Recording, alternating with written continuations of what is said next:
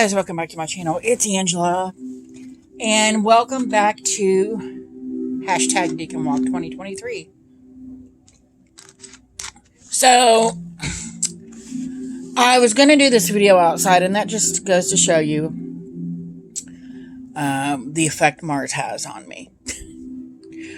And it was about 11:30, and it was already over 100 degrees outside, and I'm like, no. Plus, my brand new computer that I got a few months ago that I barely use anymore, I'm starting to get it out and write again, but that's neither here nor there. For some reason, I'm out there with an umbrella over me. Bright, sunny, beautiful day. It's 100 degrees. I was willing to face the heat, but for some reason, my camera looked black and white. And I'm like, I don't have black and white capability on my videos. I don't know why it just wasn't showing any color. And I was like, I can't do this. Because I was going to do a lot of things. And I was going to do my spread and everything that Marlene Theresa usually does. And I'll post her link below if I can remember. Because I never remember. But we are in Leo Decan 3 as of today. And I can tell you right now, I started feeling this energy coming in Thursday. And it has been a day ever since. I have really. So we have the wheel here, the Decan wheel. And we started out here in Aries. Then we went to Taurus, Gemini, Cancer, Leo. So now we're in the 3rd Decan, which starts August 12th, which is today, to the 22nd. And it is the equivalent of the 7 of Wands. And that is Mars. So that's going to be that. So here we have the 7 of Wands. And this again is that deck I've been using. I got like $9 on Amazon. It's got like a velvet pouch. I think it's just called Beginner's Tarot. It's really cool. It's got the symbols here. So that's Leo right there. The element of fire. It's got the upright and the reverse meanings. And then it also is tells you if it's a yes or no or maybe card. As you know, since we've been in Leo's correspondent card is the Strength card. So here we have, again, the Leo symbol and the element of fire. Lots of fire. And as we know, because we've already had 2 Decans with this element, with Mars, it is the Tower card. Yay! Everybody loves the Tower card. Not. Because I looked back on this, and I'm going to get my other phone out here. I looked back on this, and I actually wrote this down just a while ago. I did a little bit of research, backpedaling research. And Mars and Leo, 7 of Wands. The very first Decan we did was the Aries Decan 1. And that was the 2 of Wands, and we have the Emperor in Mars and Emperor was oh my god, Aries. So we had Mars and Aries, which was the Tower in the Emperor card. Then we had Gemini 2. We had the 9 of Swords, and we have Mars and Gemini, which Mars is the Tower and Gemini was the Lover's card. Although those did feel a little different because Aries, I was not expecting the energy flow I felt when we started the Decan, which was Aries Decan 1. And I was blown away. I literally have said 3 or 4 times, I felt like that scene in Terminator where I think she's dreaming of the whole playground just disintegrating because of the bombs or whatever. And that's how I felt in Aries 1. I'm like, I could not wait for those 10 days to end because I literally felt like I was on fire and everything was just utter chaos and burning away. Like, it's not even just chaos. It was more like everything was burning away. And I've said this the last Decan where my neighbor across the street from us every fall would burn their yard. And I'm like, why do they do that? It's because it's for new growth and new things coming in. So next year when the spring grass starts to grow, it'll grow back thicker and darker and greener and more beautiful and more vibrant because it's been burnt. And I never really understood that until this tower, but until I got with the tower. And it was just like, anytime Mars shows up, I've noticed there is chaos that soon follows. And I'm usually feeling this energy 1 to 2 days ahead of it actually showing, the Decan changing over. And this was no different. I feel like the strength card is basically your warning. Hey, you're going to need all the strength you get, because here we go again with the Mars, with the tower. Yeah, I've had 3 days already of chaos, today included. So and today's day 1, and we got 10 days left. So I can't wait to get into Virgo, because that's my, Virgo is my sign. So my birthday's coming up. And I don't think any of them have the tower in them, so I'll be safe from that. I did want to show you guys, and I was going to show you this book. I've showed it. It says the Decan Walk. It's just a little binder I actually got from work. They were throwing a bunch out. And I just printed off all of Marlene Theresa's, it says her name below, spreads that she's done. Here's Taurus. Taurus 1, 2, 3, and then we have Gemini. Gemini 2 and 3. Cancer 1. Cancer 2 and 3. And then we have Leo. And then Leo 2 and 3 here. And I've already done the spread. I haven't looked at the cards, but I pulled them for that. I was going to do that in the long video, and then I wasn't able to. So, as you know, I always pull out my Journey of the Sacred Bee cards as well to show you guys. Here's the symbol for Leo, strength card there. The Tower card, and we have the symbol for Mars here. And then we have the Seven of Wands, which is, it says so it's Leo and Mars, or Mars and Leo here, Seven of Wands, and then the keyword is Valor. Which I found interesting, because when you go through the 36 Secrets by T. Susan Chang,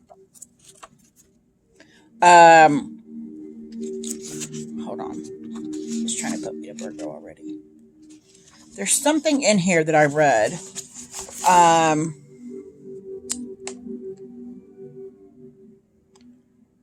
I'll show it to you in a minute, that kind of contradicts that. And it's funny because when I first started reading this chapter, she talks about the, how it's so chaotic that he's got 2 different shoes on, and I'm like, he doesn't have 2 different shoes on in this one.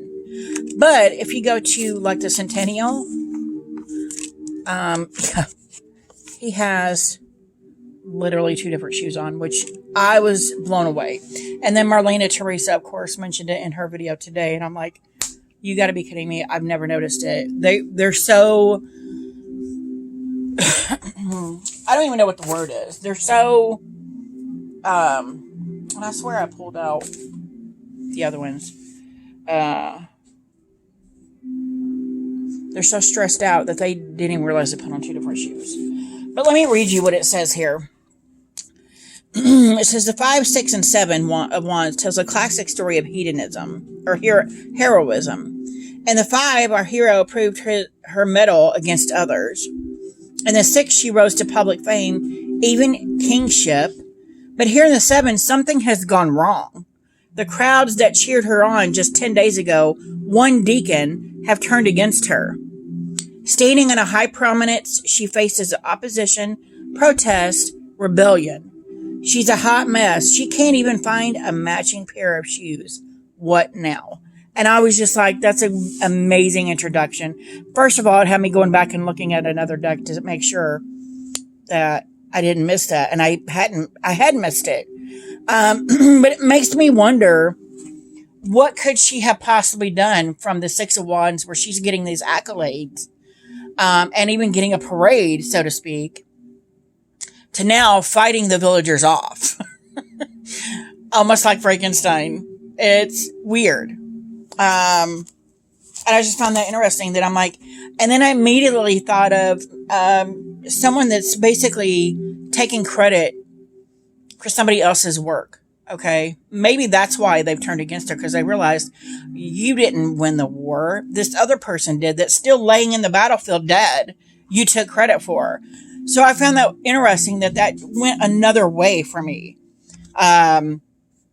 In the Seven of Wands, because I never really pull this card. I never really pay attention to this card. And the fact that usually I'm either one of these cards is what I'm drawn to. I was really drawn just from that little bit to the Seven of Wands in this, because I was like, it really turned it into a negative. Or maybe I hadn't really saw that before, because maybe I'm like, well, maybe they're just being selfish and they want the medal too.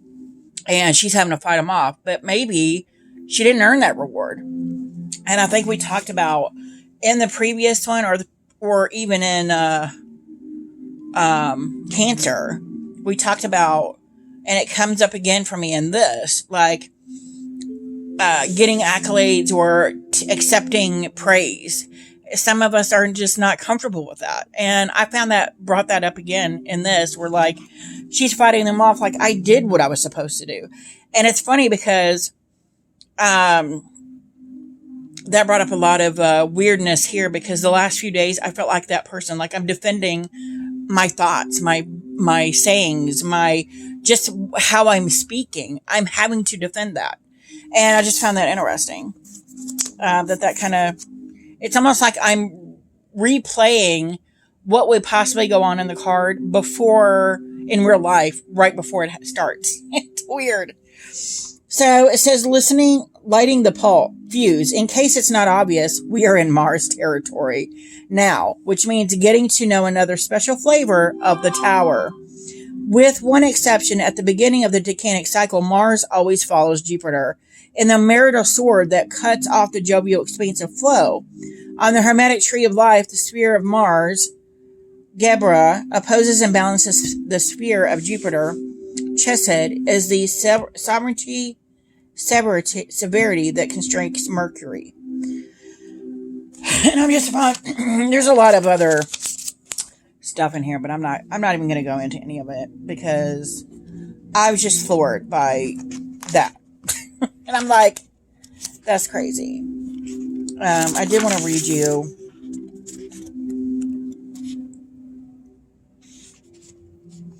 Okay, I wanted to read this about Aaron Rodgers.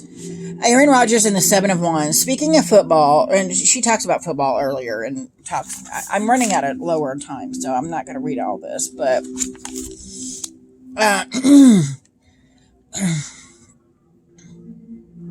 I'm trying to find out here. Oh, and that's the other thing I was going to look at, because I do have a Thoth deck that I was going to show you, because I really don't pay attention to this deck. I have no interest in it. And then today when I saw Marlene Theresa pull out the cards for this, I'm like, they're beautiful. Maybe I need to look at these more. I don't know where I stuck them now. Yeah, they're here. Here. I'm going to show them to you. So here we have the Seven of Wands. And I actually pulled out the 5, 6, and 7 in this to show the progression here. Here's the 5. And I just thought they were beautiful. They went very beautiful together. 5, 6, and 7. And then I think she mentions the difference in the colors and stuff in here, which is really beautiful. And then we have the Tower and the Lust card, which is the Strength card. And I just thought that was interesting that came up as a Lust. But I also thought those were all very beautiful together. I don't know why I'm like, maybe I should start pulling this deck out, because I don't read Thoth. So this is the first time I've really had an inclination to pull it out and show how beautiful it is. But this is supposed to be a Thoth-based deck too, the Journey of the Sacred Beast, so that I never bother with the Thoth deck. But anyway, it says, Aaron Rodgers and the Seven of Wands. Speaking of football,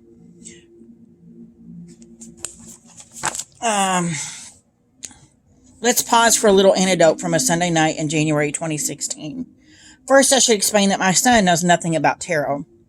I know nothing also or about football, in fact. The Venn diagram intersection of our shared interests is infinitesimally small. Nevertheless, that night we managed to successfully predict the outcome of the night's Packers-Redskins games. The kid was 15 at the time and a raving Packers fan. Figuring if nothing else, it would give us something to talk about. I pulled out my Waite Smith deck and asked if he wanted to see who would win. Sure, he said unexpectedly. How do you even read for the outcome of an athletic event? The same way I reason that you would read for anything else you don't know anything about. You prime the pump. I.e., you decide in advance what a given outcome might look like in tarot and see if that outcome shows up. What color are the Packers jerseys, I asked. Green, said my son, putting some eye roll into it. I thought to myself, the only card I can think of where someone's got a green... lost my place. Green shirt is the Seven of Wands. So the Packers will win if he pulls that card. I found out the deck and told the kid to pick the winner. Sure enough, he pulls the Seven of Wands. Ha! I crowed. They're gonna win. Indeed, the Packers came from behind 11-0 at one point to defeat the Redskins 35-18. What would I have said had he pulled, say, the Four of Swords, or really practically any other card other than the Seven of Wands? I honestly don't know, but I don't need to worry about that, right? Because tarot is weird and wonderful, and sometimes it just gives you a freebie like that. So I just thought that was really, really cute story that she put in there about her son and the tarot. So now I'm going to switch to the takeaway because we're almost out of time, and I want to show you one more Tower card. Upon drawing the Seven of Wands, you may well find yourself facing a daunting challenge, even if it's not the reclamation of a homeland, the destruction of the One Ring, or fighting a war of sovereignty against a better armed nation. What is it you're fighting for? Is it worth the battle? What is your own personal Kleos? Ask yourself, has my time at the top of the wheel passed, and should I cede it to a successor? Or is that which I am fighting for so large, so meaningful, so necessary, I'm willing to give it everything I've got and more? I should emphasize there is no single right answer to this question. The Seven of Wands shows a human capacity to persevere, but it does not tell you whether you are using that capacity to live your best life. One of the hardest things to know when facing adversity is whether persevering through the difficulty will be the making of us, the building of our character, or whether it is simply not meant to be. When you draw the Seven of Wands, you may wish to draw another card next to it to see where your determination will take you next and what price it will exact. And I just thought that was remarkable. And then I want to show you my favorite Tower card ever. The Tower doesn't have to be the end of you. The Tower can be a new you coming through. And I just think that is the most beautiful interpretation. You're pulling off that mask of who you thought you were, or who even maybe that you wanted to be. You're ripping off the mask, ripping off the pieces of you that don't belong, that don't fit. And she's breaking out into this new person. And I just thought that was beautiful. And that to me is where I'm getting the Seven of Wands. It's not even just defending, is this the hill you want to die on? It's not even defending that part of things. It's defending your right to be able to stand on that hill is how I'm seeing it, if that makes any sense to you guys. But that is my take on this Decan, and I will do the spread in another video because I'm out of time. If you guys have any questions, comments, concerns, don't hesitate to comment below. If you like this video, give me a thumbs up. If you want to see more, please subscribe. And don't forget to hit that notification button so you're alerted to any future videos. And y'all have a good night.